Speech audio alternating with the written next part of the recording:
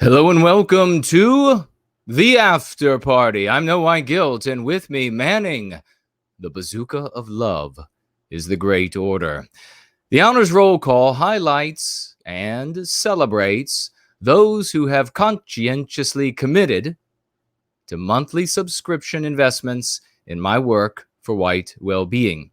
And appearing on the All Stars portion on the honors roll call today is Laura, our moderator. Thank you much, dear lady. And those remaining on the honors roll call are Darcy, Cassius, Gregory, Wayne, Evillian, R. Van Diggle, Albertus, Andrea, Bob, Sibon, and Dainty Brighton, Dr. Jellyfingers, the very one and only Elaine Sabatino, Fornull, Greg, and Hamburger Today. Your support and sense of moral responsibility to White Wellbeing enables me to serve, and for that, I am dearly grateful.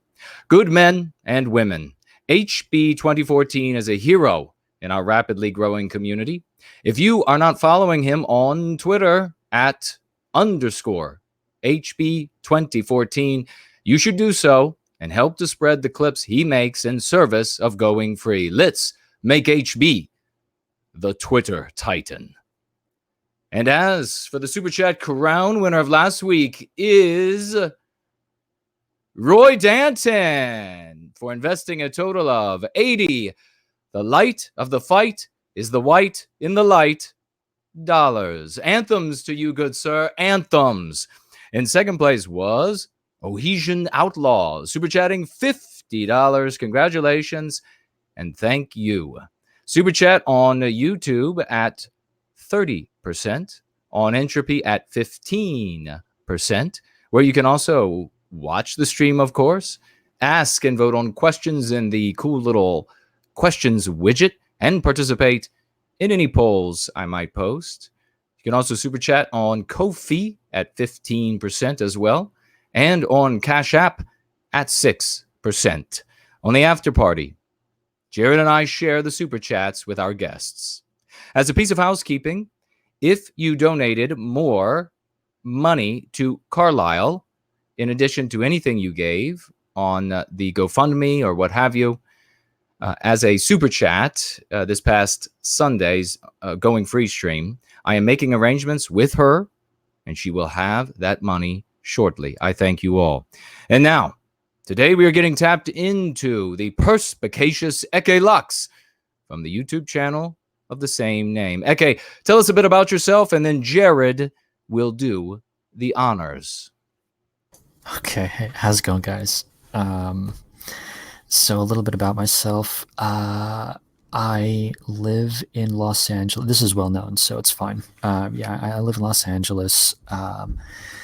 I got woke a couple years ago after having spent an entire lifetime being completely blue-pilled, like straight ahead Democrat voting CivNet, and just out of nowhere I got like hyper woke to reality, and it was a bit jarring and a bit disconcerting. And so I just decided one day that these are very important topics and that I wanted to discuss them with people. I wanted to go hands off at first, but I realized very quickly that the oars on a ship. We need as many people on hand as possible.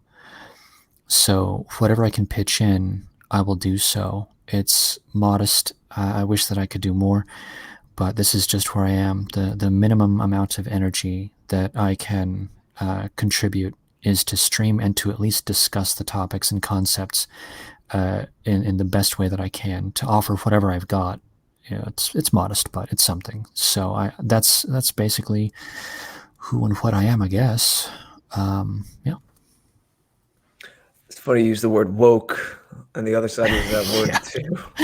Yeah. Well, what is it? Cultural expropriation without compensation. Yes, we know how to do that. Well, you said out of nowhere, you got woke out of nowhere. How does that happen? I've never heard quote unquote red pill story where it's out of nowhere, just hit you one day? How did Um, that really come about? I feel like there has to be more to it than that. the thing that did it was the Cologne attacks in 2015. That was the thing that really got it going for me, because up until 2015, I don't like to use the phrasing for reasons, but yeah, I basically did drink the Kool-Aid, and I was like, yeah, man, brotherhood of man, we are all one. Let's not hate. Let's all come together. And to a certain degree, I still have that sentiment in my mind. It's just that once you understand group dynamics really are a thing for other groups, like whatever you think doesn't matter. It matters what they think. Anyone that doesn't like you, they get a vote. They get to decide whether or not they like you, and that has nothing to do with what you think. Anyway, the thing that really got me going was the Cologne attacks, and that's when I fully understood that we are dealing with exogenous groups that may not have our best interests in mind. And once that crack opened in my mind, it was just a matter of time before I started looking into infamously crime statistics and so on and so forth. And I guess that was the starting point. Once I saw, because my genetic lineage is from like North England, South Scotland, in that general area. And once I realized that Germany was going to be not German in a couple of generations, it took me no time at all to, by reflex alone, cringe at the knowledge that England was likely next. And then once I finally got up the gumption to look up the statistics, I was duly horrified and displeased. And then it was another like several months before I did so with America. Same thing. So it was a step process to get where I am. But the thing that actually initiated the entire cascade was, of all the things, it was the white knight complex. Attack women. The white knight comes out. Say what you will. That's what actually did it. Funny, huh? No, it's not. I can understand. Yeah. I was horrified by things going on in Europe as well. One of the things that woke me up. These are reactive. These are reactions. Concurrent with this knowledge, has there been any kind of learning more about your heritage, ancestry, history, to kind of give a positive spin or positive, what am I trying to say, scaffolding, building up of an identity? And has there been a curiosity to learn more about that, get more in touch with that? Not really, only because like I was steeped in that since I was a little kid. So like I grew up, like I know my family tartan. I know my family motto, which is Latin, which is funny because I mean, come on, Scotland, Latin, come on, that's funny. Anyway, like I've got like favorite pipe band songs or whatever. So like, you grow up watching like Mr. Bean and Monty Python and all that good jazz. Like it was just a part of my mindset. I grew up watching Terry Gilliam movies. So for me, the identity was already there, and I didn't realize that it was being encroached upon until very recently. So in my mind,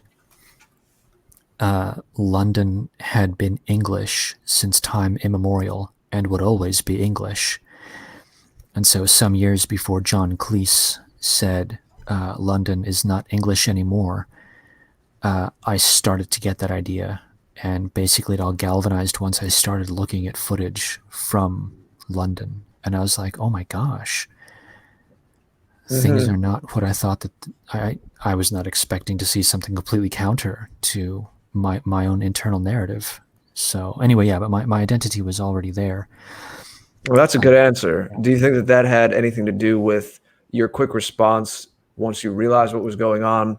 You were Yes. horrified and taken aback. Yes, very much so. Because let me say once again, okay, so we talked a little bit before stream. So I'm repeating this now I'm repeating this to you, but the first time for the audience. I am kind of a softie, and I did actually, I grew up a civnat, basically. So I don't wish any outgroups ill will. And in many cases, I've got buddies that are outgroup, and they're nice. We hang out, we chit chat. It's great. But at the same time, I want my people to have their own culture, civilization. We need to have our own ancestral lands, and I don't think there's anything wrong with that. A favorite of mine is the the Burmese, and they're being inundated with the Rohingyans. You've heard of that, right? The Actually, Rohingyans. no. I mean, I know something's going on in Burma. I haven't heard of Rohingyans. Okay, they dropped that on NPR a couple months ago. They were doing test balloons on that, which was funny. The Rohingyans are Muslims that have moved from India into Burma, and there are a bunch of like Asian, like what normal South Asian, what we would consider like Cambodian types, like that phenotype, Buddhists that have taken it upon themselves to fend off the Rohingyans, and they're doing so with zeal. And NPR, they were trying to frame the Buddhists as xenophobic, racists, and bigots because they were attacking those poor defenseless Muslims. But the thing is that, like, once you start to look into it, it's like, dude, the Rohingyans, they're the ones moving into the territories of those Buddhist monks. And the Buddhist monks, they're only doing the natural thing in some amusing way. I'm not advocating anything, and I think it's okay to say this phrasing. So, if you guys raise your eyebrows, it's fine. I don't mind. But the Buddhist monks, they are full-blown Deus Vult. So say what you will. Like, I applaud that. And my own opinion is that anyone that would defend their own people in their own lands gets a big tip of the hat from me. And I think that we are just the same in as much as we deserve to be able to protect our own people and our own civilization just as anyone else does. So even though I'm a big softie and all this good stuff, that doesn't mean that I abdicate my duty for my own. Mm-hmm. When you use that word Deus Vult, how are you invoking that? Because I know that in a specifically Catholic, Roman Catholic context. Just God wills it. The idea is just the will to protect your own, to fight for your people, to fight for your civilization. Mm-hmm. God wills it. So what you were talking about before, about knowing about your family history, did you stand out in the circles that you moved in, or was it seen as more of kind of like a hipster, like one more thing to just make you an interesting character, and it didn't really raise any eyebrows? Or I'm always interested to hear, because we've had this conversation before. Yeah. I'm sure people who've been listening for a while have seen this theme come up a lot recently, but this idea of kind of other people knowing what you were or what you are deep down into your core, even before you do sometimes. Mm-hmm. Yeah.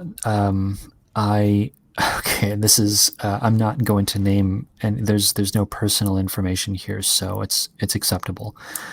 There actually was an instance of that, of someone recognizing me before I recognized myself. I'll talk about that momentarily because it is a very interesting case. My personality type has always been just kind of, hey man, what's going on? And that's about it. So I was never militant about anything. And if anyone talked about it and, the topic came up, I'd be like, oh yeah, I'm Scott, neat, and then I could talk about it for a little while. And that was it's about as far as it would go. but like it was never like, it's hard to explain. Like it was just a thing that was, you know, some people are this, some people are that, and I just happened to be a Scot. And that was about it. That was about it, you know. Weirdly, I started to notice the demographic shifts in Los Angeles in like the late 2000s, and that's when I started to kind of shut up about being a Scot, because like everyone else was like Guatemalan or, you know, whatever. Meanwhile, like nobody cares about Scotland. No one gives a crap out here. People want to know if you're from Oaxaca. People want to know if you are from El Salvador. Mm. So my own little identity became less interesting. But in America. Ha. well, in Aslan. What is that? What is that quick story about someone recognizing you before you did? This is a story that has a little bit of a barb in it. When I was much younger, amongst my friends, much younger meaning I am about 40 now, so we'll say pre 9/11. When I was younger, I had within a particular circle of friends, I had one who was is still a fellow white, and he ended up going MTF, to my shock and surprise.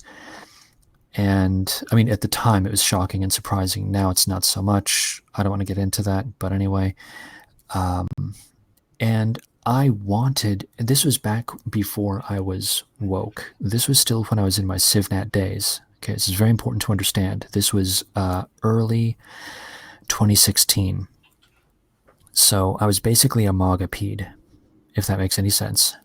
You know, in the spectrum, moving from point A to point B, or maybe from point A to point like L, and this would have been in the H region. Anyway, we were talking, and I had just heard about Cologne, but a few months previous, and my buddy, out of deference to her, sorry, anyway, she was, well, let's say he, anyway, it doesn't matter. He was saying that he wanted to talk about my life and all this good stuff, and I ended up bringing up Cologne. And I told him that I realized that we were going to be a permanent minority in our own, in my people's own ancestral lands, keeping in mind I'm speaking to a fellow white, not a Scot. And he was sort of nonplussed about it at the time. And I said by reflex action, I said that if it came to it, I would go back and defend them. If I actually had to, I would go back to the mommy land, and I would do what I need to do if it really came to it. And my buddy from so many years ago, he stopped talking to me. Now, at the time, I was very confused about that. I did not understand it. I didn't know how to interpret it. And keeping in mind, that's 2016. I've got 4 years behind me now. And when you say do what you need to do, of course you mean so in a peaceful and legal way, just to help out with the pillow fights. Yeah, we're only talking about tickle fights and pillow fights. If it came to it, if I had to give someone a Native American burn on the forearm, I would do it. But go on.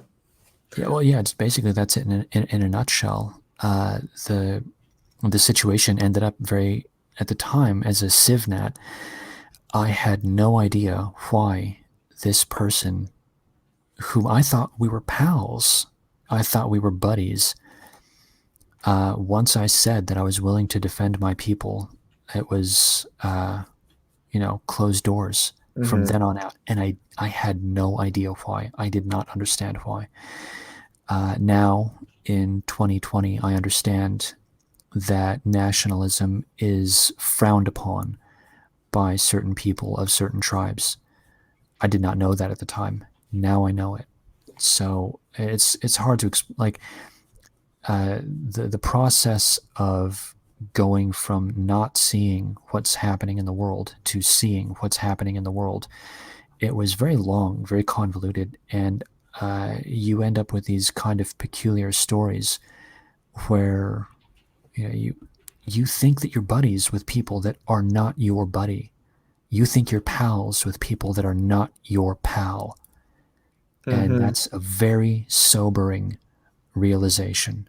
Well, there's a lot. If I could just jump in really quick. In fact, that happens with a hell of a lot of Westmen around the world who are now going free. They're in the midst of it. They think. In fact, Annika was here, and she was talking about just losing a friend. I don't know if she's still here or not, but this is the norm. Regrettably, or maybe it's not regrettable at all. At that stage, initially, it's regrettable because we wish that these people who are they could be both non-white and white. But we wish that these people were genuine people, that they honestly cared about us. Especially because we have been thinking that they care about us as a friend, as a lover, as a relative, whatever they might have been.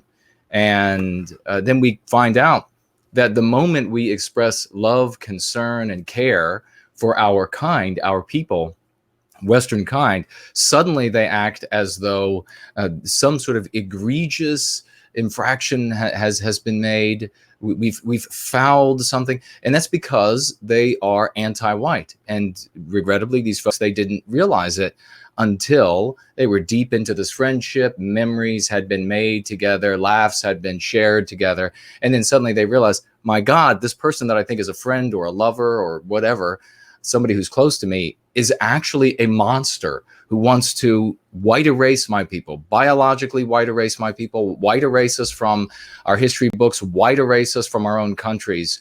And that is a serious wound for people to experience. In fact, a great many people who are in the process of going free, they end up getting hung up for a while on these relationships. They don't know what to do. Should they continue going free and continue caring about the only thing that is really worth caring about in this world? Because it is the thing that gives you life, the thing that gives your children and all those you care life.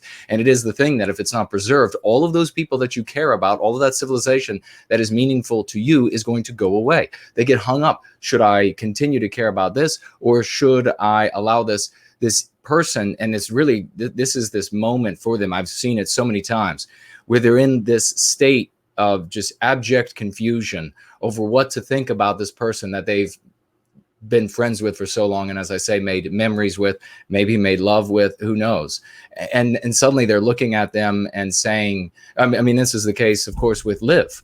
And she had to leave the man that she was married to.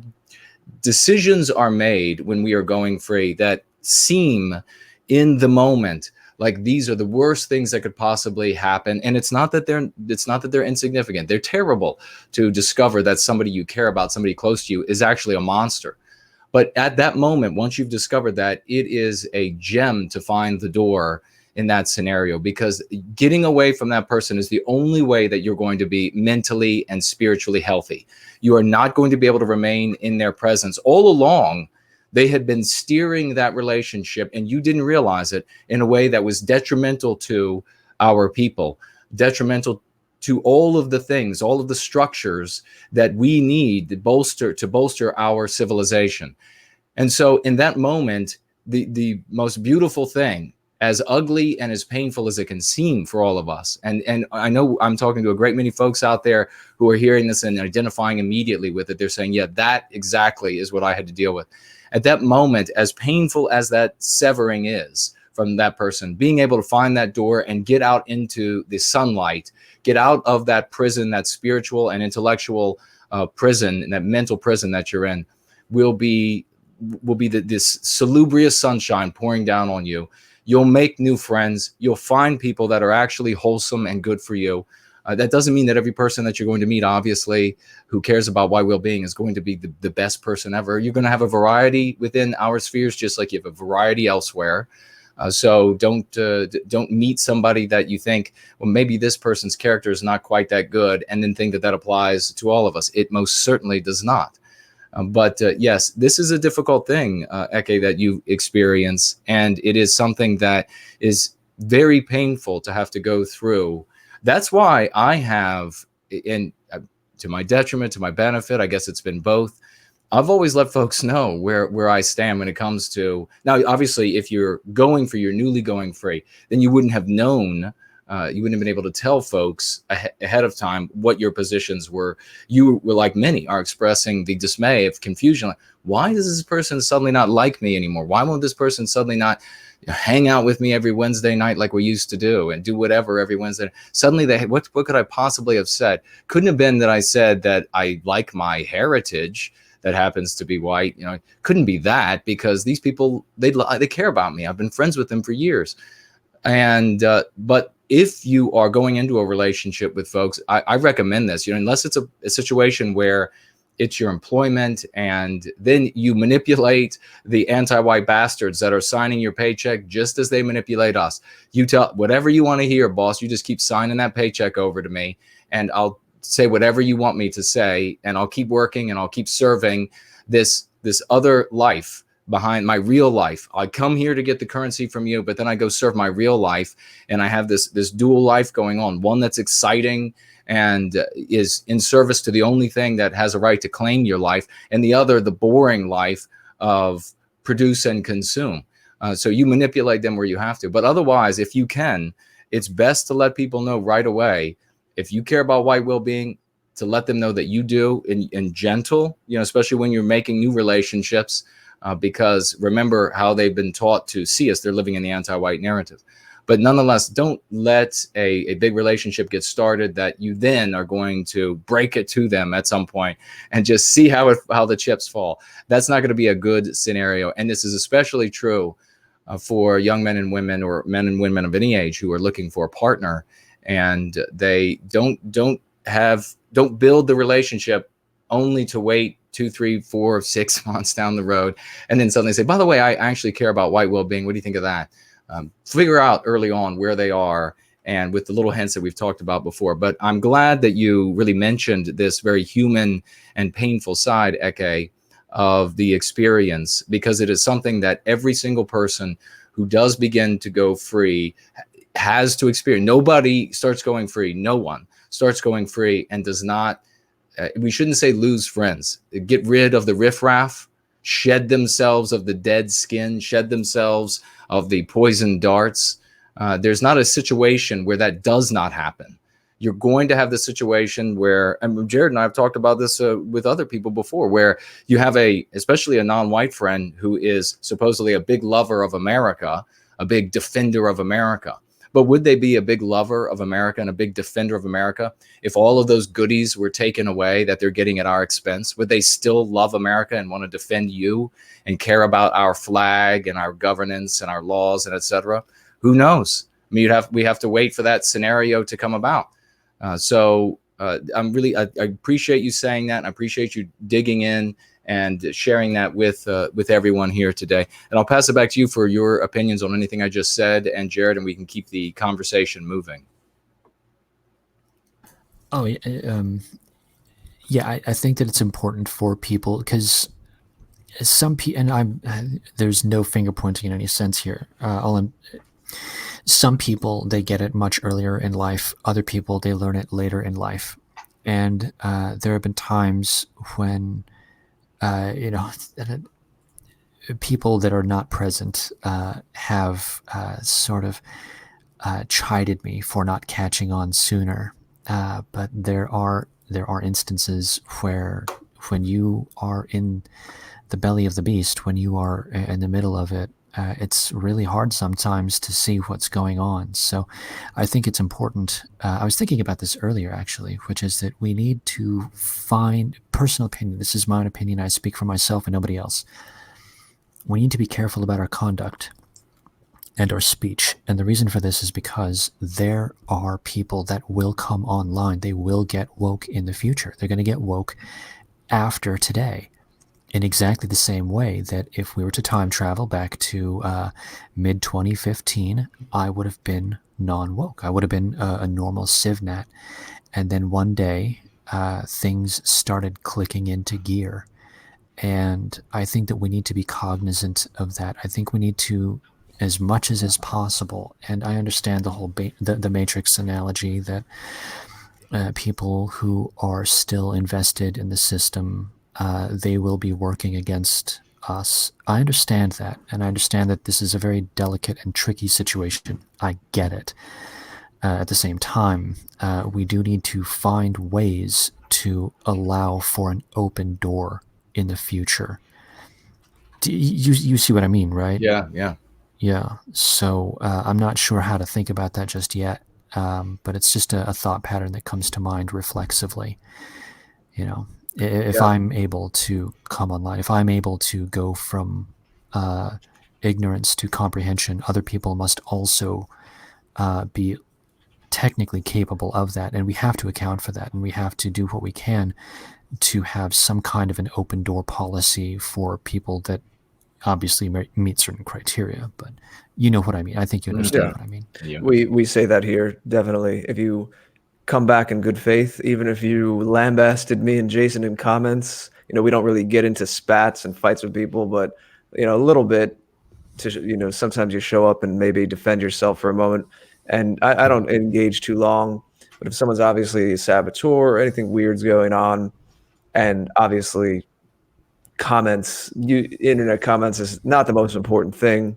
This applies even more so to real life relationships, but just say, I always end with, look, if you come back in good faith and we can tell it's in good faith at a future point, we'll welcome you with open arms. We're not going to war with people. If you're white positive and you come to be in the fold of what we're all about here, then that's beautiful. We're fine with it. So we definitely share some of those sentiments with you. What you were speaking about before also speaks to the idea that a lot of what is propagated in regular mainstream culture is just inane stuff.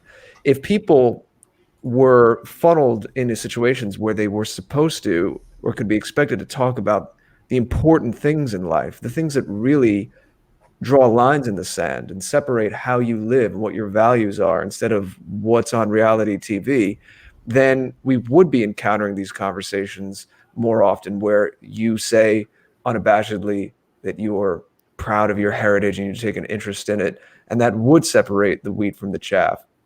But we're so unused to saying these things. Plus, white people, of course, are actively promoted that they don't care about these things and speak out against them. And so it gives the illusion. This is why the CivNat thing it's a tricky one, and I want to stay on course and stay focused because we have some juicy stuff to get to about 2020 as well. And some of this is just the backdrop of who you are. And I just want to get one more question in about that before we get to that. But for my own self, I'll just say, like, I can understand that too. I won't get into my whole biography here, but I wasn't what you would call like an anti-white progressive or leftist ever, but I definitely had that, like, let's all get along. And that is kind of how I'm wired. Like, I'm not a tribalist person. Like, I don't care about sports. I don't have the sticker of the college I went to in the back of the windshield of my car. Like, I just in a purely archetypal way, like, I'm not a tribalist person at all. So some people that might have known me previously in my life could even be surprised that I'm doing what I'm doing. Again, not that I was anti-white, but just I wasn't a tribalist type of person. So I definitely sense some similarities that we have, you and I. And I guess this is a good segue into this last question about your background and a little more about people getting to know you before we get into this whole circus that already is 2020, because you have some great takes on it.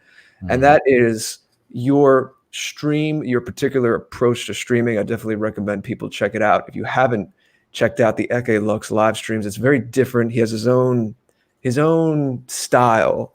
And the way it relates to what I was about to say is, you'll play older electronic music, not fash wave that's from our thing, quote unquote, but stuff from like early house music. I was listening to 808 State in your honor a little before this, Pacific State, and I like some of that stuff too.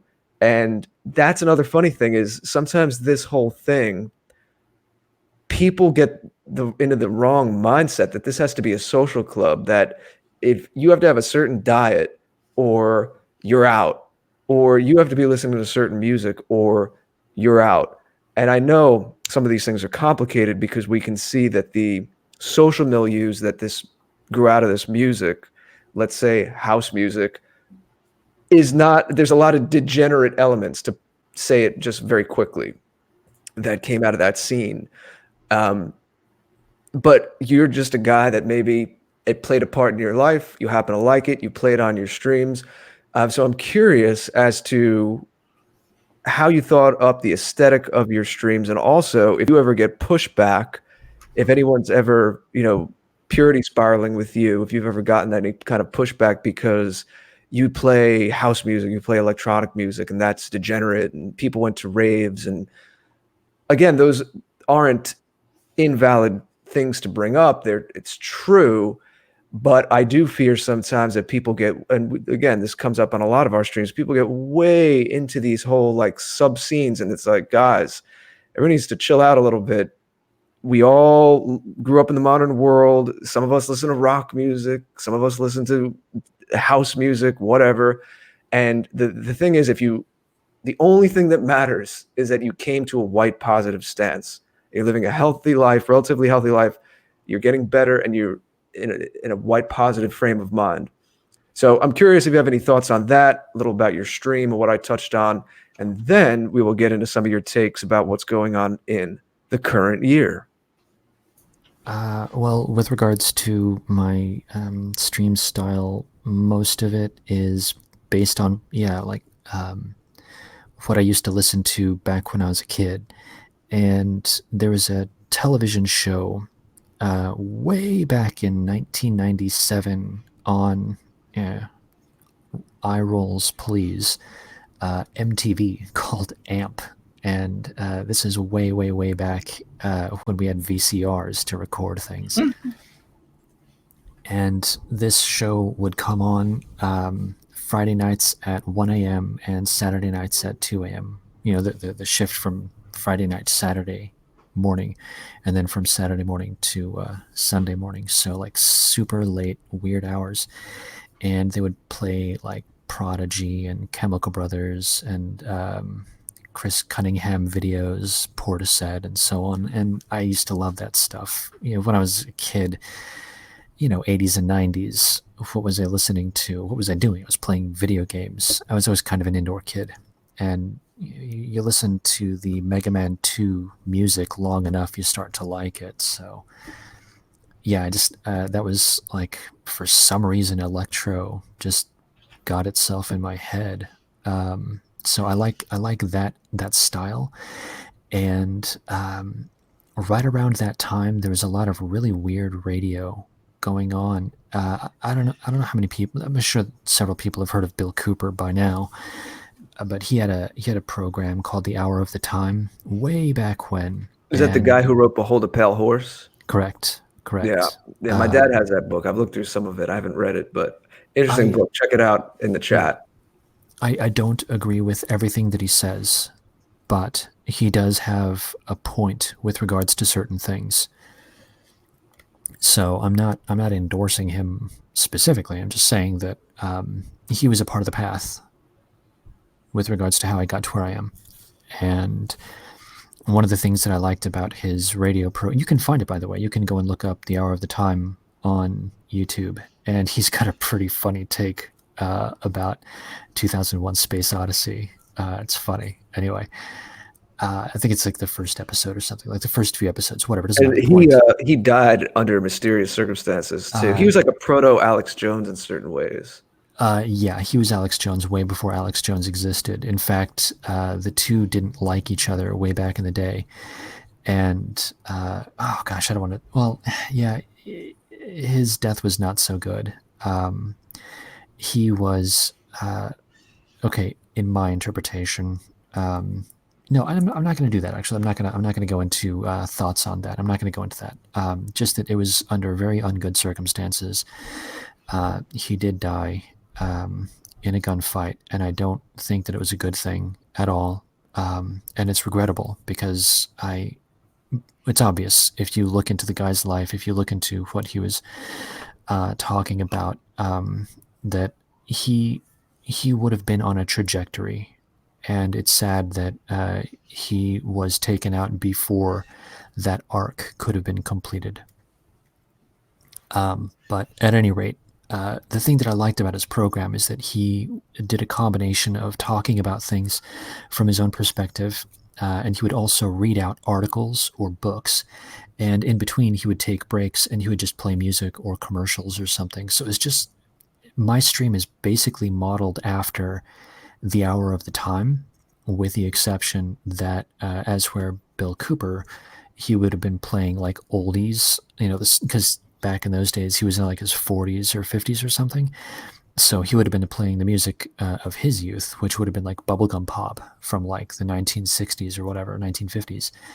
And so the equivalent for myself would be playing, Prodigy, basically. So yeah, basically it's just music that I kind of like. And yes, there have been a couple of people that have called me out, and I will admit that to some extent I actually do cater to the tastes of the people that are in the chat, because I don't want a purity spiral, but at the same time it's like, well, sometimes the stuff that I like is just way out of bounds for what most people like.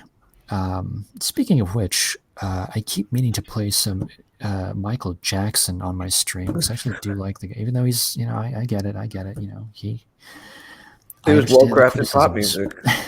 But it's like, dude, I just like playing music in general, but anyway, for me, it's just, I like music, and I understand that, for example, I play a lot of Failure. Failure was a band from like the mid-90s, and sort of grunge style. And famously, the lead singer was a heroin addict. And yes, I understand that that's not a good thing. Similarly, Dave Gahan from Depeche Mode, lead singer of Depeche Mode, he was also on heroin, died for like a minute one time back in the 90s. He came back, he's okay. But anyway, it's like, yeah, I get it. This isn't good. And I think that if one is cognizant of the fact that, yeah, I mean, there's pluses and minuses to things. And sometimes the music that you like, sometimes the art you like, there are issues that you might not find completely agreeable. I think that if you are simply aware of it, it's not that big of a deal. So I like to walk into everything fully understanding that, for example, the music that I play, some of it's made by complete like blue-pilled normies that would find my political thoughts completely disagreeable, and that's okay. I still like their music, and it's unfortunate that there would be a disagreement in real life, but I mean, what am I going to do? Am I just going to stop playing music? Well, you have a particularly, and there's no way to prove this, it's just an instinctual thing. It's subjective, but to me, the little I know, and I've traveled there just a bit, but there is something very Los Angeles about you. Like the pastiche of so much popular culture comes out of Los Angeles, of course. Yeah. And in these circles, the quick, broad brushstroke is it's all terrible, it's degenerate, it's destroying civilization. And a whole hell of a lot of that is definitely true. But there's always seems to be this underbelly, and even like the right wing kind of, for lack of a better word, conspiracy radio, what you were talking about, and it draws on all of these different pop culture references because it's right there in your day-to-day life in Los Angeles. And people in Los Angeles seem to be more hyper aware of movie history and music history. We need our guys everywhere. We need all these nodes everywhere. And that's not to say that if it's dangerous or unsafe for anyone who's in Los Angeles or New York or anywhere that you have to stay there. But I mean, I'm talking more about a mindset. And that's why I'm keen to bring people like you on, because I think it's extremely important to show people, again, touching on what I said earlier, that you don't have to be one way. You don't have to be listening to this type of music or driving this kind of car or have these kinds of professions to be doing this. We need people like you who can speak to that kind of mindset, people with your mindset and your experience who come from cities like this and have these reference points. And in fact, we can reappropriate these things from popular culture, put our own spin on it, And eventually, as we're seeing happen more and more, use it as inspiration for our own artists now to start making our own new material, our own new art forms. But it's still going to reference these things because, or have some whiffs of them, because we grew up listening to this stuff. And even for the blue-pilled people, there is still something subconscious, I believe, and this is a bit of another conversation we don't have to have now, but I've written on this, of our biospirit, our European instincts come through a lot of these art forms. So there's something implicit in a lot of these as well. But having said all that, let's get into some of 2020, because we kind of want to hit on the Democrats imploding, infighting, the virus, and also the gun grabs, which you've been following, and how all these things may even intersect. So let's just start with, what do you think of this debacle in Iowa, where the Democrats are now and their messaging? I know you have a lot to say on that, and it'll be an easy way for us to segue into those other topics as well. Well, everyone knows that Iowa is just a big, big mess, and it's obvious, even to the complete CNN listening normies. Everyone knows that Iowa is a really big problem, and it's just getting worse. All of the sorry about Los Angeles happening in the background. This is why I stream at night, so that there's less background noise. My apologies. Anyway, anyone can notice that Iowa is a giant mess, and the DNC, there are multiple factions within the DNC, and what we are seeing every time we watch the news right now, I am convinced of this. They are trying to spin their own internal war in such a way that we don't notice that they're basically cannibalizing themselves. Noticed that on the debate stage. I think it was last night. I didn't watch the Democratic debates. Whatever. Anyway, I follow politics, but I don't actually watch the things that they as they happen. It's not good, but whatever. Bernie Sanders said that America is racist. I mean, that's a hell of a thing to say. He said, we've got a past legacy of Elizabeth Warren said we have a legacy of racism, and Bernie Sanders said something not dissimilar on the debate stage. And someone else, I don't remember who, someone on CNN or maybe MSNBC, I think it was Van something, the bald black guy with the glasses. Is that Van Jones? Yeah, I think that's the guy. Was saying that, or it was a different person. Well, it doesn't matter, but someone was saying that Iowa is not diverse enough and that they don't represent the Democratic Party. And so they're yeah, exactly. It's ridiculous. You could just cue this stuff up. Yeah. So they're cannibalizing themselves and each other. And this is what, they are, the radicals are willing to throw the middle section of the party under the bus. Let me say once again, I used to be a Democrat. I used to be a person, I voted for Al Gore. Okay. That's who you're talking to. Okay. And, they threw me under the bus. The reason I'm not a Democrat anymore is because they threw me under the bus. Can I just jump in really quick? And those of you, if there's anybody here that has been, I just had YouTube send me, what was it, yesterday? And then Ecce, we'll get right back to you. Don't lose the thought. You're thrown under the bus by the anti-whites in the Democrat Party. YouTube sent a happy birthday, 3 years that you have been publishing videos yesterday. And so some of you will have been here. It's been somewhere near the beginning of that I made videos. And one of the things I talked about, and of course it was one of the things I talked about when I started making videos, because I was talking about it when I was out in the world before making videos in the white positive sphere. And that is the prediction that the white population who are anti-white, and they call themselves, to varying degrees, they call themselves Democrats, they call themselves progressives, they call themselves environmentalists, and all these different things, that they would, at some point and an increasing rate, be purged from anti-white spheres because they're white, and that these people are going to need some place to go. And it's finally going to hit them in the face that they are the ones that are hated. That what they thought was they figured, well, I have a little bit of envy, a little bit of jealousy, and I'm able to work that out through this. But really, for me, it's the animal rights. And then they find out, well, it's not really about animal rights. It's only animal rights when it can hurt white people, animal rights when it can tear down Western civilization. And then they go to the meetings and they're like, well, we don't actually, I know it's an animal rights group, or I know it's an environmentalist group, or I know it's of whatever kind of a group.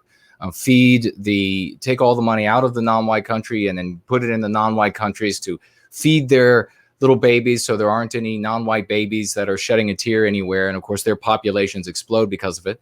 And then they're going to these meetings, and increasingly they're being told, well, what we've got to do is we're going to set aside these objectives that you, white person, thought was noble, and that was the reason you were participating. Maybe you didn't even really know that the purpose, the majority of us were participating for, was to just inflict harm by divesting the white population of its wealth, its ingenuity, etc. But now we're even going to derail that.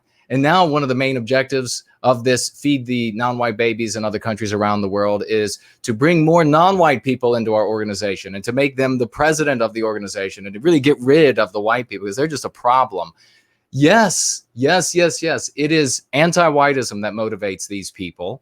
And thank God this prediction of mine is coming to fruition so beautifully that the anti-whites, as they grow in their power, as they grow in their hubris and their desire to just harm all things white, that they're at the point now where they can even turn on the white people that they need in their midst to effectuate as much harm as they possibly can. God bless it. So here we have yet another good person going free, Ecce Lux. And we hear this time and again from a lot of knowledgeable people. Annika was saying essentially the same thing in the circles that she was in. Throwing under the bus. And this is what's happening. You're being thrown under the bus. Iowa's too white. All of those white people in Iowa now that's landing on them. They're wondering, well, what's the problem with actually being white? I thought we were, and I guarantee you when you go up there and you talk to white people, as I have, when I talk to our brothers and sisters, they think the Democrat Party is all about equalizing things for workers. And I say, when has that ever happened? Well, it's just my grandparents and their grandparents, and this was what we were handed down. That's what it was supposed to be about. And so I just keep pushing in this direction. Yeah, well, how's that working out? Your union, is it serving you anymore? Is it not turning over all of your jobs to all of these we'll call them doctors, engineers, lawyers, and people who are just superior to us that are crossing our non-existent borders now?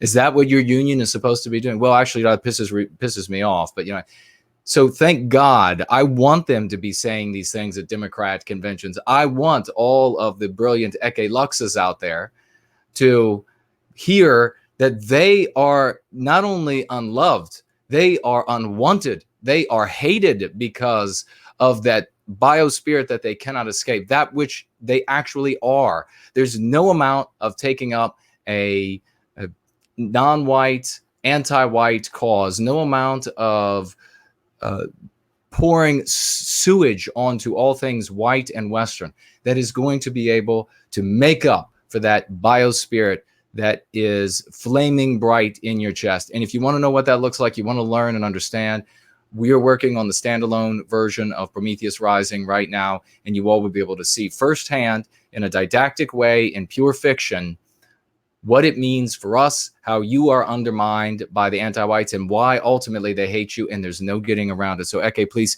continue. You were talking about how they threw you under the bus, and talking about Iowa and them saying they actually did. I heard that as well, read that they absolutely said that it was too white, wasn't representative. Of course, blaming white people as well. And I'll let you pick it right up from here. Okay, white people blaming whites for the problems with the app and all of this other business. I love it. Please, anti-whites, pour it on, put the coal to it. And Ecce, take it away. Yeah, basically they're tipping their hand. Charles, irreplaceable Charles, the mask slips. I love that phrase. I love that phrase so much. The mask is slipping, and it's getting harder and harder to come back from the inevitable conclusion which is that it's an undeclared war on Heritage America.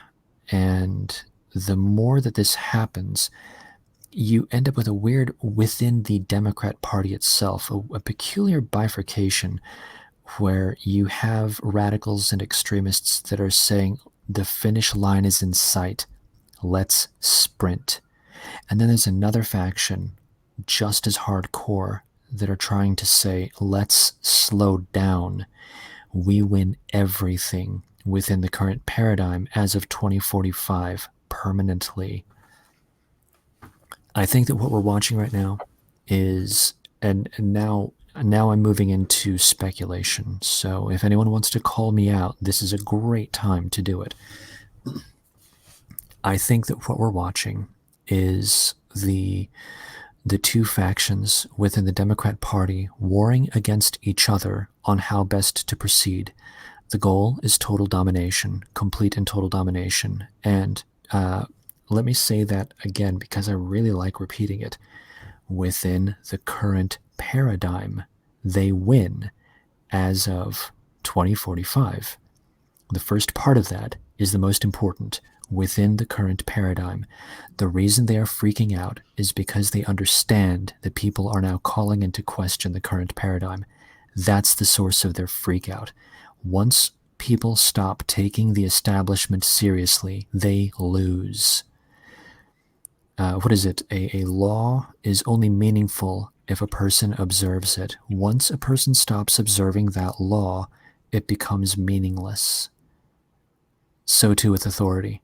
And right now, they're suffering a gargantuan credibility crisis. As far as I'm concerned, the credibility crisis has come and gone, and they are now moving to duress. They are now moving to coercive means to keep people in line.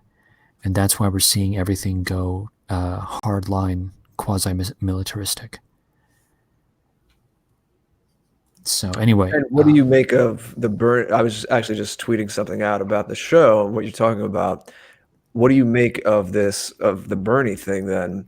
Because it does seem like he has a lot of popular support. And I'd like to hear your thoughts about that, about how many people in this country really do feel that hardcore pedal to the metal thing. And why is it that, does the slow down faction have the upper hand or more money within the Democrat Party? Why does it seem like they keep trying to mute his ascendancy? I think, and I agree with your assessment that the faction that is saying let's pump the brakes, I think they're coming out. Excuse me, sorry about that.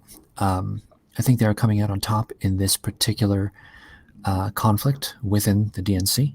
And I think the reason that they're putting the brakes, the kibosh, on Bernie is because they know that they are actually waking people up. They're actually red-pilling people as they go. And they're like, dude, you can't do that, because if the population regards us as being other, they will not regard us as being authoritative. And that's the problem. They have to be careful, because it's kind of like going into a warm bath as opposed to a hot bath or an ice-cold bath. The temperature needs to be just right. And the reason this is that Virginia is such a problem is because they're putting boiling water out into the streets, and everyone is screaming, saying, no, this is not good. So they've gone too hard, too fast. And this is why we're seeing a really peculiar set of behavior patterns and rhetorical patterns coming from the DNC. Because, again, this cannot be stressed enough. They know that they win in 2045 within the current paradigm. Within the current paradigm. Now, I'm of the opinion that the current paradigm is about to get blown apart. And as the current paradigm gets blown apart... Roaring 20s. That's right. Somebody accused me of being Spenglerian. Perhaps I am. Empires tend to last about 250 years. We are past the 250-year mark. So this is it. 10 generations, they say. I'm generation 10. According to the statistical models, Trump is supposed to be the last recognizable president of what we used to call the United States of America. In my head, a lot of this is theatrics that will sooner or later come to an end. And my mindset is incredibly dangerous to the entrenched elites because I don't take them seriously. You had a great thing when what's you that? were on After Hours. If anyone, please search on the afterparty.tv. Ecce Lux was on After Hours. This is the first time that it's happened where someone was on After Hours before TAP, but he had a lot of information about the Virginia gun grab a couple of months ago. Yeah. And I love that you said that you call the Virginia governor not Governor, what is it, Northam? It's Ralph. Yes. Ralph. No, Ralph. there's no law against calling him Ralph. Take Ralph. these people's authority away from them. We do not recognize that kind of authority. But before we get to the gun grab stuff, I did want to quickly mention, you have mentioned on some of your streams that you have perhaps a unique perspective and personal knowledge that afforded from some relationships you have, where you have a deeper, longer understanding than the average American of just how many decades this has been in the making and the different meanderings of the movements and going on under different names. But what's been going on, one of the arms of anti-whiteism through this leftist progressive label, of course, we all know it's ultimately anti-whiteism, but you have some insight into this through some of the political movements. And I'd like you to whatever degree you feel comfortable with, let our audience know some useful information around that. Yeah, I will discuss what I can. It's a little bit, it's just for the sake of the audience. I live in Los Angeles, and here we have a stunning range of restaurants, incredibly diverse. And amongst the diversity, we just happen to have more than a few red diaper babies. And for anyone that doesn't know what a red diaper baby is, in the late 1800s, early 1900s, there was some kind of an exodus coming out of Russia. And this exodus just happened to have people of a particular bend to them, and largely Bolsheviks. And these people, these red diaper babies, they came to America.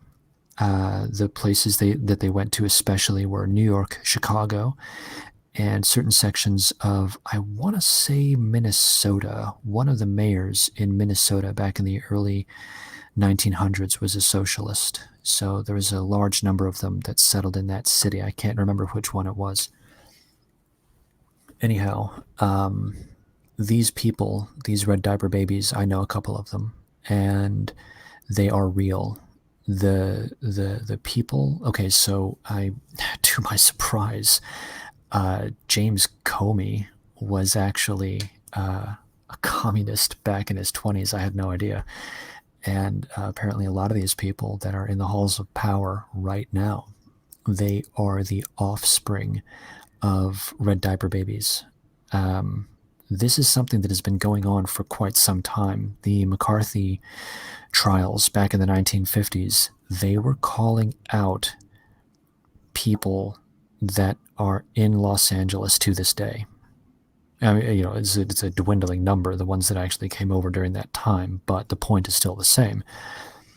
There are still vestiges of the original stock here, and I happen to know a couple of them. And these people, they are, like with any cross-section, some of them are very militant, and some of them are not very militant at all. It depends on who you're talking to. Some drop off, and some get more hardline. It depends on who you're talking about. But yeah, I know of one woman who, here's a fun thing. Just get a load of this. They had camps back in the day. They had camps specifically for socialists, for the children of socialists. So you could go to camp and you would be around the children of other socialists, other, we'll say, Bolshevik Russians. And they had their own community, and, let me come and just, again, repeat myself. I'm fine with people having their own groups. I'm fine with people having their own identity and their own communities. It's great. Love it. I want that for my own. I wish that we had something like that for us. But yeah, they actually did have like real communities. And I happen to know of one who, and she referred to Trotsky as Old Man Trotsky, to give you an indicator of her thought patterns. And yeah, she ended up dropping out of the commune. She was in a commune. She ended up dropping out of the commune, and she went into advertising in Chicago. So these people, they're everywhere, and they didn't just go away. The Bolshevik Revolution never stopped. It changed, it morphed. It's been here for decades. And it's my opinion that what's happening right now in Iowa, in Virginia, in California, this is actually all just a part of the same program. This is all the exact same thing. We are watching an echo of the past. And I think that it's going to manifest. I think that because what they're doing at the moment, as we all know, 80% of non-whites, they vote Democrat. What they're doing is they're importing a new population that will end up going hardline Bolshevik push. That's my speculation. Again, I could be wrong. If anyone wants to call me out, that's fine, and I will cop to being wrong if I am. But think about the spread. Think about the demographics. Think about the populations. If there were to be a Bolshevik push right now, who would be the people that would be for it? Who would be the people that would be against it? Now think about that geographically. Now think about that demographically. Now think about that in terms of who would have the means to self-defense and who would not have the means to self-defense. Now think about how would one preclude those who would object? How would one preclude them from having the means to self-defense? Enter Virginia. So what I'm saying is I've known some of these people. I know how they think. I know how they talk, and they don't care about us, in all honesty. And they view us as beneath them. They have, I don't want to say contempt. Now on an interpersonal level, on a person-to-person level, because I know some of these people. On a person-to-person level, they're generally okay. They're generally fine. Hashtag not all. But the thing is that on a net level, again, we're talking about group dynamics. They genuinely don't care about us. And indeed, many of them have open contempt for us and for our civilization. So for them, I didn't think any of this was real. I didn't think any of this was important. There's the phrase, you may not think about your enemies, but your enemies sure do think about you. And we need to internalize that. We need to have it in our minds that there are groups that don't like us, and we need to try to understand how they think and how they act and how they behave. And we also need to do the same for us. We need to know our Achilles heels. We need to know our blind spots. We need to know where we have problems. For example, I know that I'm a liberal. I know that I'm a softie. I get it. I had no boundaries for the better part of my life. And I was a doormat for a lot of it. And that's not good. And I'm not proud of it, but that's just the way that it is. And we need to be aware of our shortcomings because they will be exploited. They will be used against us. And it's my opinion that our individualism as a racial ethnic group is both a strength and a liability at the same time. It can be exploited and used against us. And that's not to say that we need to be, cynical bastards. No. What I'm saying is that we just have to be aware that there will be there will be people that will exploit our goodwill. And as long as we are aware of that, as long as we walk in the door with our eyes open, it's not that big of a deal. It's just, in my opinion, a matter of drawing boundaries and just saying, look, we'll shake hands, but this is as far as it goes. It's not gonna go any further than this. We're very unpracticed in that. Yeah. Kevin McDonald's new book is something I want to get and read, and we'll have to have him on, Jason, at some point. And so, Ecce, after having said what you said, fascinating, I do want to bring it back to where we were a few moments ago about the gun grab. Sorry. Anyone out there, please get questions in. On that note, Jason, I don't know if we have any super chats yet. If not, please start getting your questions in, because as you can hear, Ecce is an interesting guy with a lot of interesting takes, yet he can see the big picture and he can drill down into the details at the same time, and we love that here. But any I do questions want to say so far, one Jason? last. I have to interject just for a moment, because I've got it on my mind and I know I'll forget. So my apologies. I don't mean to be rude. No, please. We need to start calling, and I want to talk about a possible solution in a few minutes. We need to be watching Virginia, and we need to be calling out in Virginia, and we need to be calling out the fact that everything, like democracy, has failed. Boomers conserved nothing, and we need to call that out. As much as they say things like Mullen Lobby, which is fun, great, awesome, it's all for naught. The great big rally was never going to be important. The important thing is whether or not the population observed the laws that were passed. And actually, this is a good enough time to go into the possible solutions. So I'll be as brief as I can be. And if anyone has any questions, I'm happy to talk about it. But we need to stop observing their claims of authority as being meaningful. And I'm going to pull back from that statement, actually. I think that we need to do that. I'm not saying that we need to. I'm not saying that anyone should. So let me say that I'm going to limit this to myself. Okay.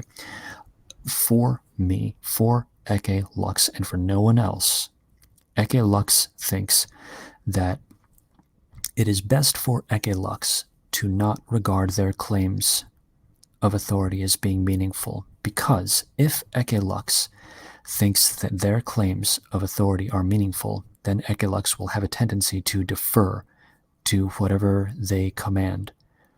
But if Ecce Lux does not regard them as being authoritative, then Ecce Lux will disregard their commands.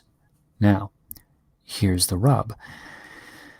Those people are unconcerned with whether or not Ecce Lux views them with disdain or whether or not Ecce Lux views them as being authoritative. They simply want obedience. Once Ecce Lux stops deferring to them and stops obeying their commands and dictates, they will attack Ecce Lux. That's the important part. If anyone is to do anything like what I am saying, they must understand that it does come with a price, and the price is that you will be attacked financially, legally, personally. It's not fun. It's not pleasant. And so all of this is actually happening under duress. What's happening to Virginia right now is they are being given commands by an exogenous group of non-Virginians. And those non-Virginians are telling the Virginians what they may or may not do. And for the moment, Virginians, in large part, are still regarding this exogenous group as being authoritative. The correct answer is not to say, I obey the law. That is not the correct answer. The correct answer is to say, I do not obey their law. We have our laws, they have their laws. Now, again, I stress, I am only speaking from my own perspective, and I am not advocating that anyone do anything. Anyone listening to this needs to stay in their basements, keep on the Minecraft server, and subscribe to PewDiePie. Mm-hmm. So I'm only referring to my own thought patterns. And Jason, did we have any questions lined up thus far? We don't have questions, I don't think, but let me look at these super chats and see what we have here. We have DB Cooper super chatting a little earlier at $5 and not writing anything, but saying everything he had to say with those $5, and then super chatting again, and this is over on Cash App, $3. And this time writing, there are too many denominations in our movement. Yeah, a lot of sectarianism, and that causes, we have to be able to work together. That causes weakness. So yes, indeed. Over here on Ko-fi, we have Caper Mel. Great to see you, dear lady. Super chatting $9. Thank you so much. Tall Kevin, super chatting $3 over here, and writing, Ecce, as a fan of the same music as myself, I'm sure you will know who Tim Berling is. Do you feel his suicide is a result of growing up in Sweden, one of the most anti-white countries in the EU? Rest in peace, victim of the ultimate white flight. Indeed, not one more of our brothers. Well said, Kevin, and just keep that question in your mind there, Ecce. We'll keep moving here. We have Chuck Ford. Great to see you, super chatting over here on Ko-fi, $45. Thank you so much, Chuck. Great participant in our community, and writing. Keep doing what you're doing, brother. Well, absolutely, we will, and we're going to keep magnifying what we're doing so that we reach an increasing number of folks and help them to go free, help them from all the disastrous decisions and horrors that have befallen them over the course of their life as a result of being infected with MPs and being moved, as Ecce was saying here in so many words, by the myths of pretexts that the anti-whites manipulate us with, the moralization, intellectualization, and sentimentalization to conceal their anti-white objectives. If we just look below those pretexts, those pretexts to the truth that it is all about inflicting harm on our people and our civilization, then we will see them for what they are. Then everything they do makes sense. You'll never be confused by them again, and you'll never be confused when they take contradictory positions with passion and verve and energy, because you'll be able to see that those contradictory positions actually both end in harming Western kind and Western civilization. On YouTube, we had Zed Dez. Great to see you. Super chatting $5 frosty Canadian dollars. Thank you so much. Writing love to our hosts and everyone in the chat. Thank you so much, dear lady. Dale Jones, super chatting $2. Great to see you. Thank you for that investment. And Machiavelli sucks, super chatting $1.99, writing, ban private central banking worldwide. Thank you very much. Speaking right to the heart of power, my friend. And thank you very much for that investment. And we have a new channel subscriber. Hildebrand has joined the channel with that great avatar. Thank you so much for becoming a member of this channel. And that looks like all we have. So just that one question for Ecce so far. And folks, get them in now because we are rapidly running out of time with Ecce Lux. So any questions you might have, make sure you tag Jared and myself and or the moderators so that the questions will get to us. And Ecce, I will pass it on over to you. I don't actually, I never followed that guy, Tim Bergling. In fact, I only found out about him because of the suicide. And the impression that I get is, I don't know anything about the guy, so I'm basically doing a rough interpretation of the kinds of things one would expect from artists in general, especially nowadays. There's a real, malaise, nihilistic something quality to music and art these days, coming from those of us who are European. Obviously there are other tribes that have a much more malicious tone to what they would call their art, but there are so many that I've seen that have been very morose and sad, depressive, and it's unfortunate. And one of the things that occurs to me is that a person without a story has no idea who they are or where they are.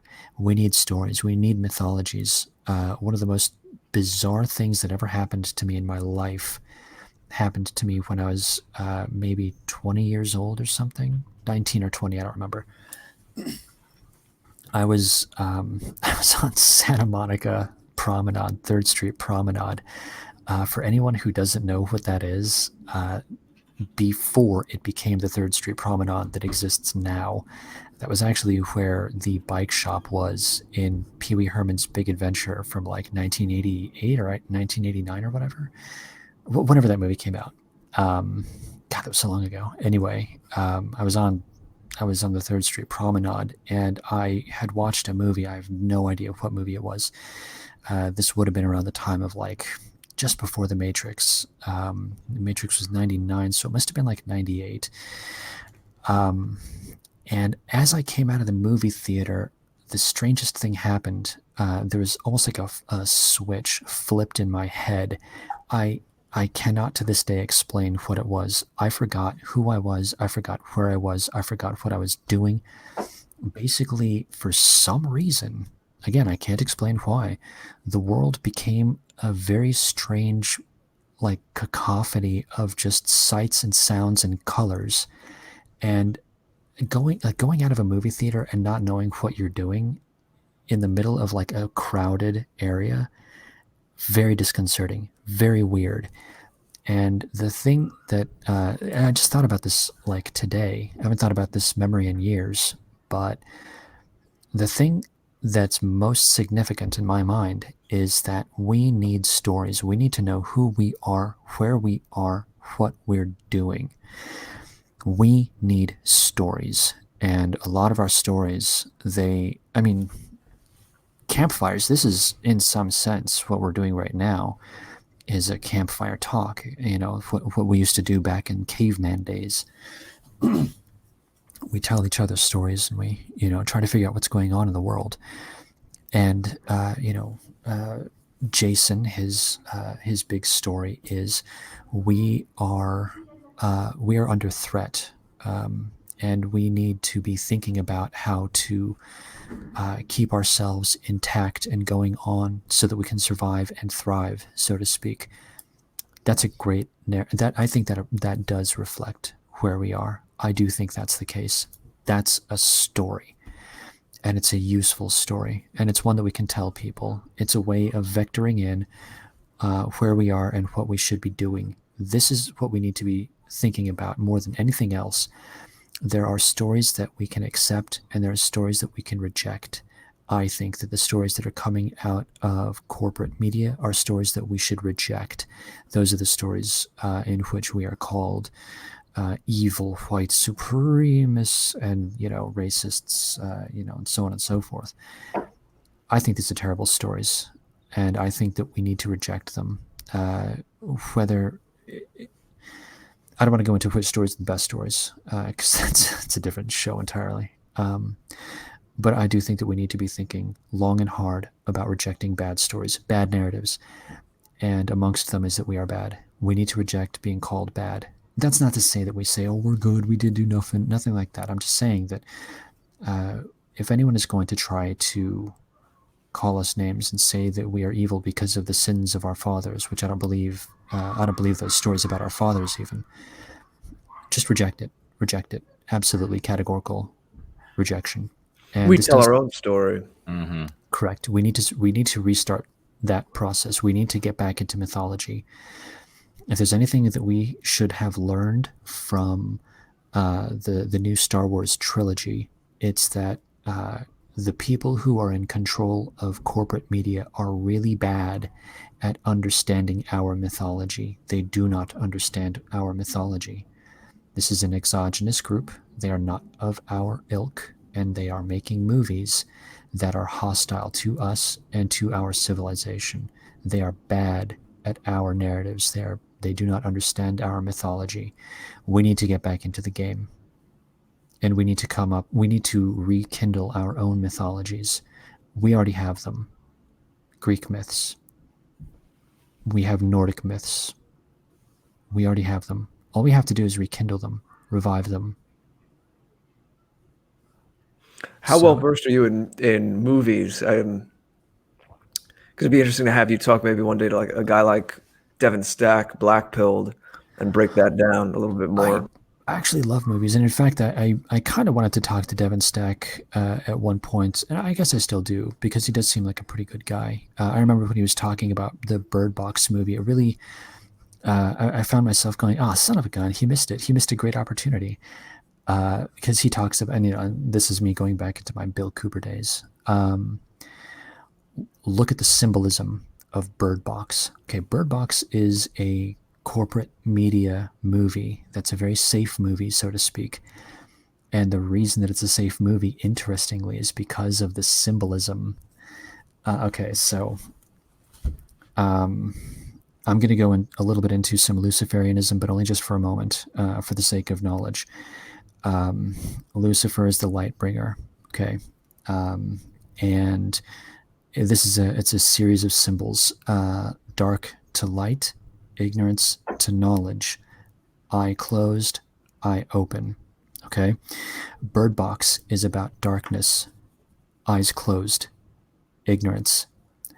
Note that all of the heroes, all the protagonists, the main thrust of that movie was to keep your eyes closed to reality.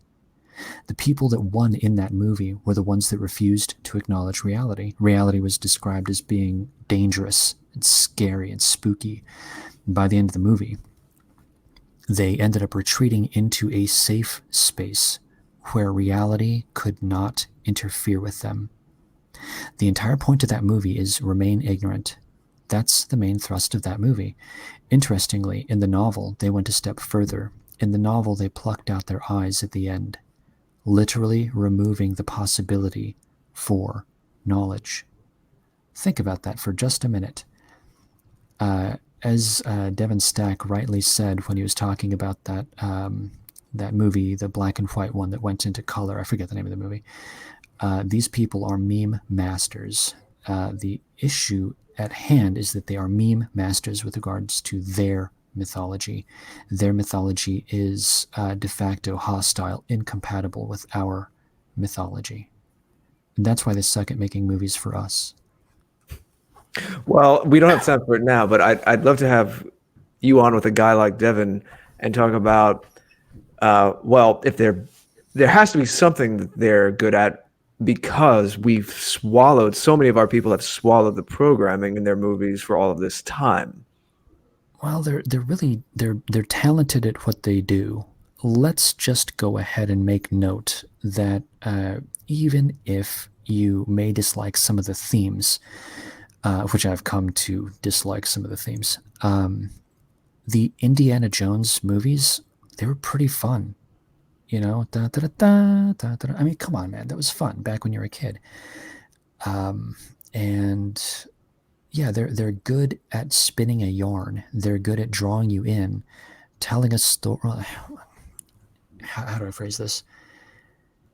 Given the right tools, they are capable of fashioning something that is interesting enough. I will give them credit for that. I will absolutely give them credit for that. In my late 20s, early 30s, I went through a little J.D. Salinger phase, and it took me years to realize that it was high verbal IQ. He's really good at funny quips and clever jokes and so on, vaudevillian stuff. And there is a level of entertainment, of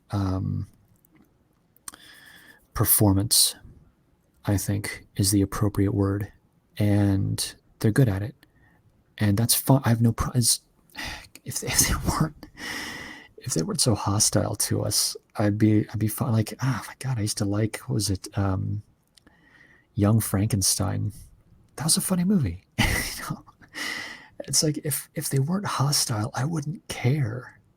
Like they're good at doing certain kinds of things. It's just that deep mythology in which there is, basically we are Amalekites. That deep mythology it's going to preclude any friendship on a net level.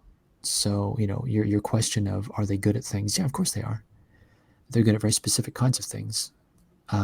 It's just that there's baggage that comes along with it. That's how I see it anyway.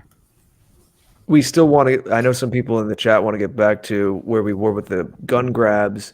I know you have, in the closing minutes, a little information about post the rally. This has been quiet, but the agenda is still moving forward.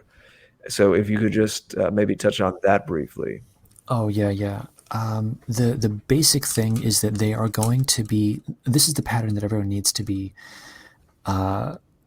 aware of.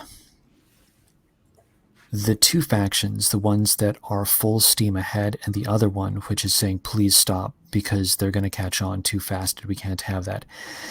That fundamental divide is going to continue for years. I think that it's going to reach a high point somewhere around 2030. I think that's what they're angling for. I think that it's going to be harder and harder for them to pump the brakes as the timeline moves forward. And I think that the gun grabs are a desperate act. Honestly, I really do. I think they're a desperate act to ensure that as few people as possible are able to fight back. And I think that the next big step is going to be DSM, the Diagnostical Statistical Manual or something. If you look at one of the bills that was passed in Virginia, I forget which one, like 863 or 683, something like that, SB 683, I think that's the one. It talks about how if you are voluntarily or involuntarily committed to any kind of psychiatric care, you may petition to have your Second Amendment protections returned to you.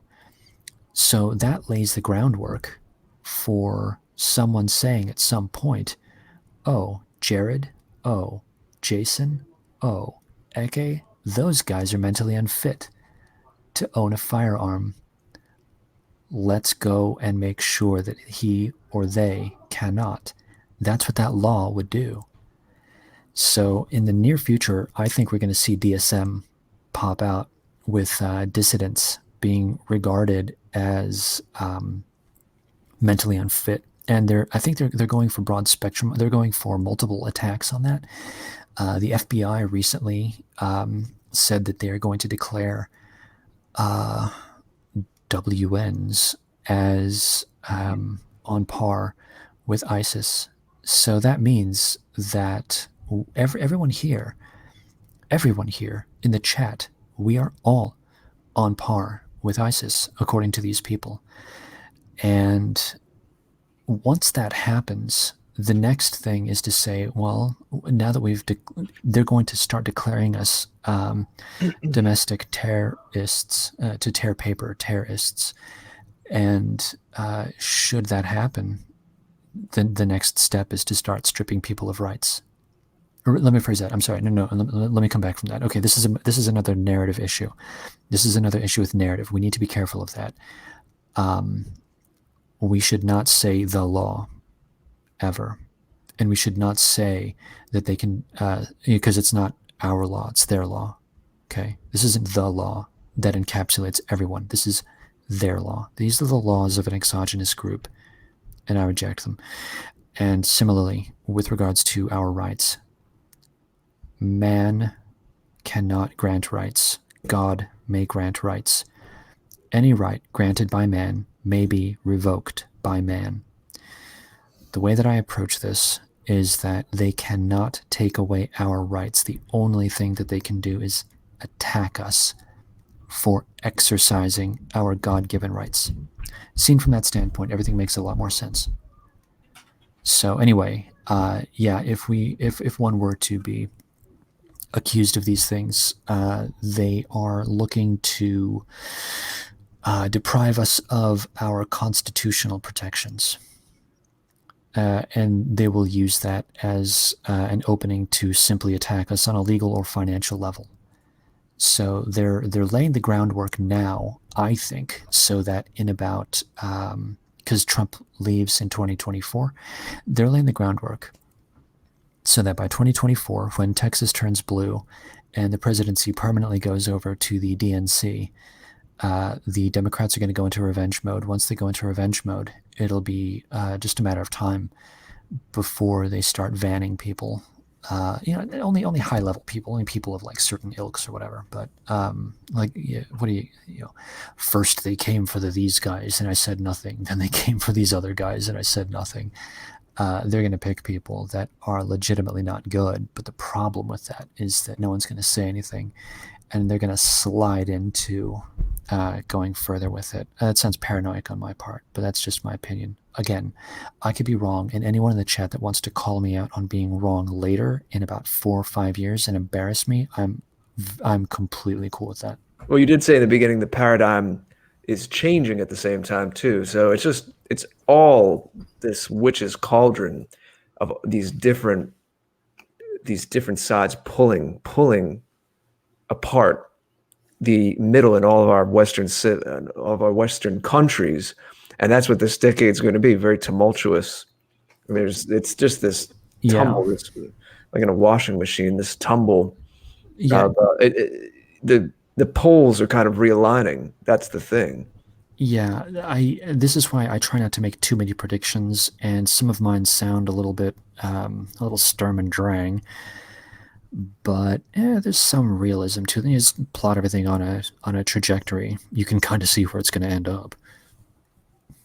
So, I mean, again, I could be wrong. I really could be wrong. The problem, though, is that the rhetoric and the activities that were happening in like Soviet Russia or pre-Soviet Russia in the early 1900s, or in Prussia in a similar time area, it's stunningly similar to what's going on now.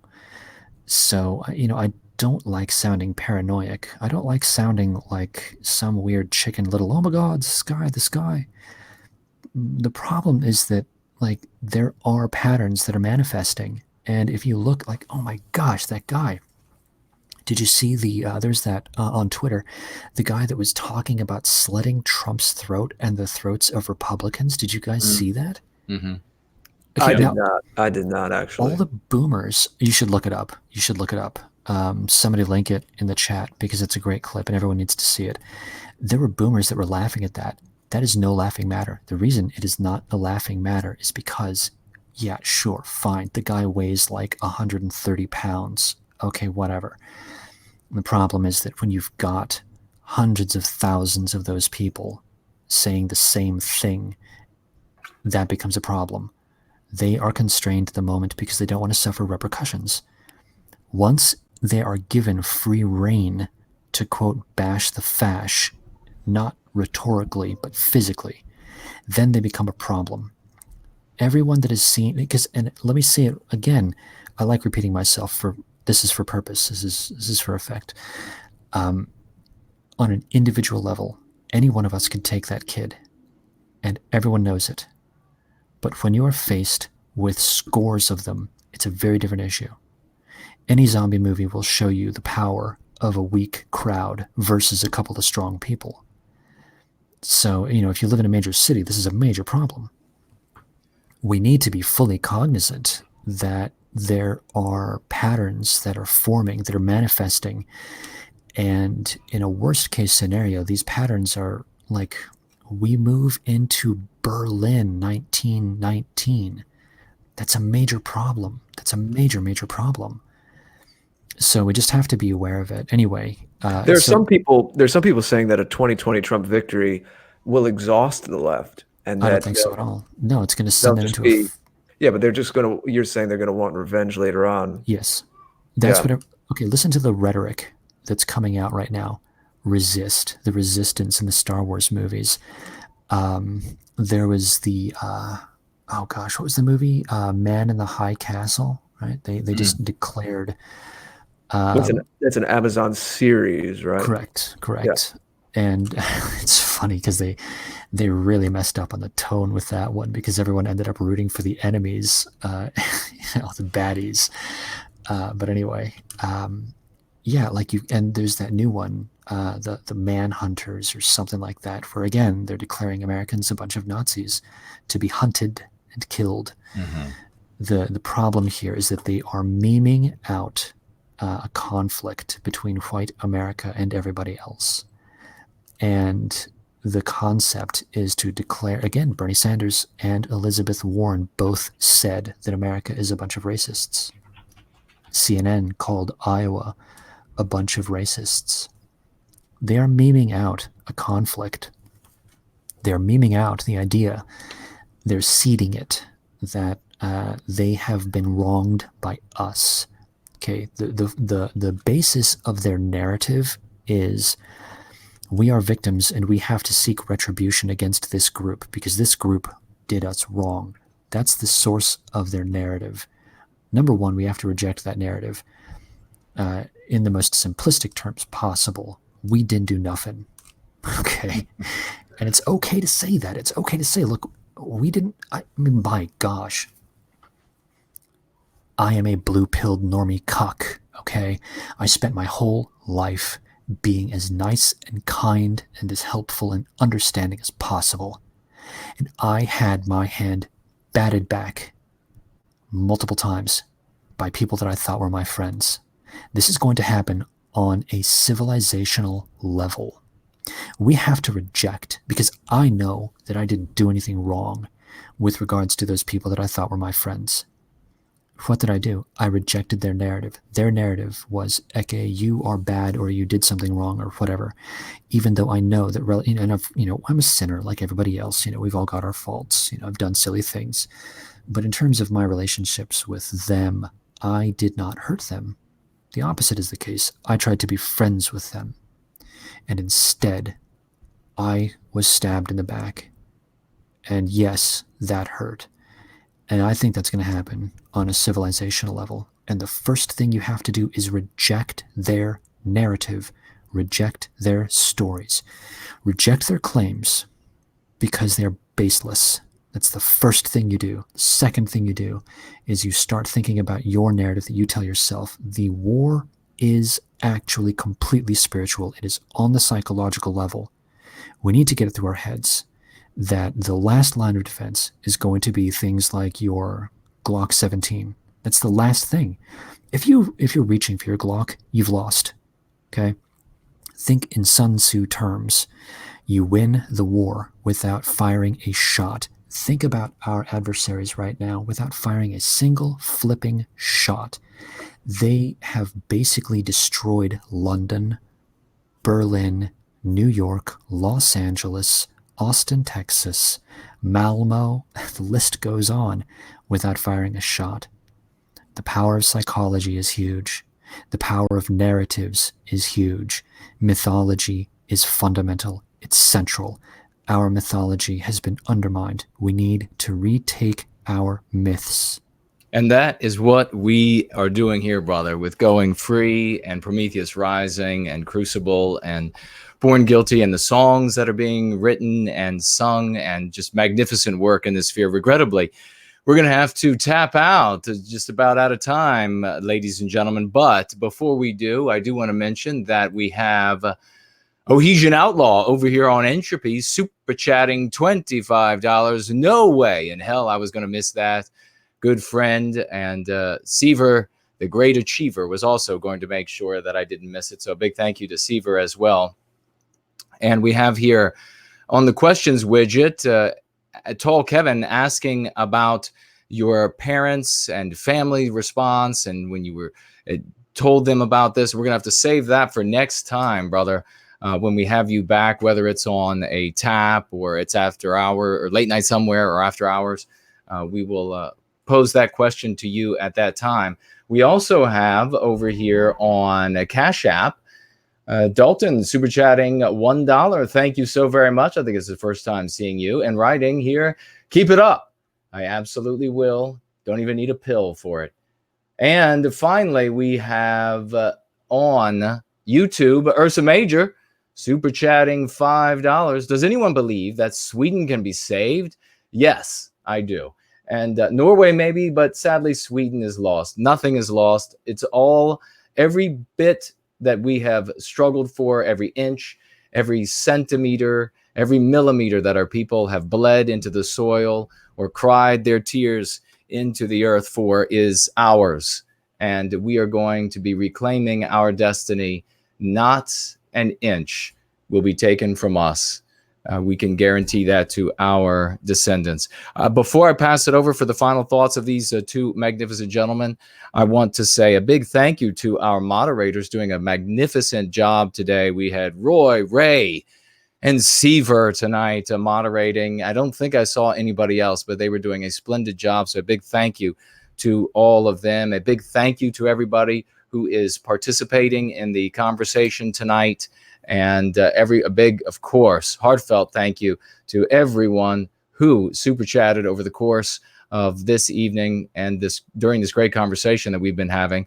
I will pass it over to Ecce first and get your final thoughts and where folks can find you. And then we'll go over to Mr. George and see what he's doing and where we can find him next. Okay. Yeah, basically just we need to retake our mythologies. That's really what it comes down to. Go out and read some Grimm's fairy tales. I think that sounds like simplistic and weird, but I was reading some Grimm's fairy tales like a couple of years ago, and just it hit me like a ton of bricks. Like it was a huge insight. I was like, this stuff is applicable to daily life. Like these are huge. Tell your kids stories.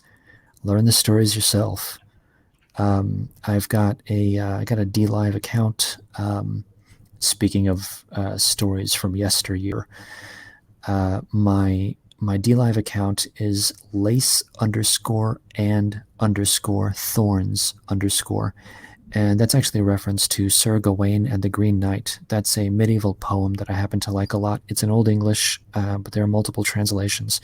You can look up copies. There's a free translation you can find. Just Google it. Sir Gawain and the Green Knight. It's a good poem, seriously. Go and read it. And my DLive account is named after that. It makes sense if you read the story. Again, lace_and_thorns. But yeah, I like to play music and chit chat. Sometimes I have on a guest once in a while. I'm not as ambitious about that as you guys are, but just like to have fun. That's basically it in a nutshell. So thanks, guys, by the way, for having me on. I appreciate it very much. I appreciate what you guys are doing, and yeah, I guess that's about it. Well, thank you for your service to White Wellbeing, brother. Mr. George, what are you up to? Where can folks find you after tonight? Well, Ecce, thank you as well. You've made quite a fascinating episode of TAP, and we've seen some feedback to that effect in the chat. We'll have to have you back maybe for it's late night somewhere. I know you joined us for our anniversary show one last year. That was the first time we spoke, but I really like speaking to you and picking your brain, and that's we don't do it too often, but our radio style show, you may remember, everyone's audio only avatar. So you are definitely a good guy for that kind of thing, because I know we have a lot more to discuss. I wholeheartedly agree with what you said and love what you said about stories and myth. And I guess I'll use that to tie into Jason's question. It's what I'm trying to do my small part to contribute to with that Red Ice series that I'm doing. Is remind us of who we are and connect certain things from our past customs or stories and tie them into considerations of today, things going on today. The most recent one I did came out just a couple of weeks ago on the word hail. Sometimes you see this greeting and maybe some of us don't know there's a lot behind it. And it could even tie into things from other cultures where we will look to other cultures and feel like they have this complexity that we don't have, or this earthiness or this spirituality that we don't have. But we do have it. We damn well do have it. It's just been hidden from us. So it's a short video, 6.5 minutes, but you can find it on redice.tv, of course. Recommend you become a Red Ice member on redicemembers.com, and the afterparty.tv, since it catalogs all of our media. You can find the relevant links there. And on my own site, thegreatorder.com. So the afterparty.tv, you can watch this show there. You can get on a list, newsletter, getting updates on what Jason and I do. So all of the media that has grown out of this show and some of our own videos and community videos, that is all on the afterparty.tv. And then my own site has all that stuff, plus some extras, some other things that I do and ways to contact me. So that's thegreatorder.com. As I said earlier, I'm going to try my damnedest. I'm trying to get on a schedule to take more clips from these shows and put those on YouTube and BitChute. I have been putting all the shows on BitChute, so please do go find me there if you're not subscribed to me there already. But I haven't really been too active on my second YouTube channel now, since the first one was deleted last summer. But I think that might be a good way to have some activity and maybe grow the subscriber count there on my YouTube channel, and also do the service of taking these tidbits. I wrote down a couple of timestamps when you were talking about stories, Ecce, because those are the perfect kinds of things for clips from these shows to give people a taste, and those really powerful nuggets like what you said earlier. So we do appreciate all that. To our chat listening, of course, in a couple of weeks' time, mark your calendars on Friday. I believe it is the 21st. I'll double check that as I'm saying this. We have our anniversary show. Yes, it's Friday the 21st. We're going to be celebrating 2 years of Jason and I streaming together and doing these shows. Of course, the after party, what you're watching now being the marquee show, but so much has grown out of that as well. So please do join us for a multiple guest party, and I will give it to Jason to take us out. We'll talk to you all very soon. Well, thank you much, good sir. I'm really looking forward to that party. 2 years of streaming here on Tap. Wonderful guests like tonight, and we have many more wonderful guests to come. It's been spectacular seeing you all tonight, those in the live chat, those super chatting, and everyone moderating, the three that I mentioned, Roy, Ray, and Seaver. Thank you all so much. Let me spotlight a few people tonight that I saw in the chat. I saw my new name was in the chat. Salute to you. Gordon was in the chat. A salute to you. Noctix was there as well. And Goose. A salute to all of you out there in the chat. And we do have a late super chat, and we will end on this super chat from Zero Talon, super chatting $5 and pithily writing, "We didn't do nothing." And ladies and gentlemen, we look forward to seeing you all again on Tap here next time. Bye-bye.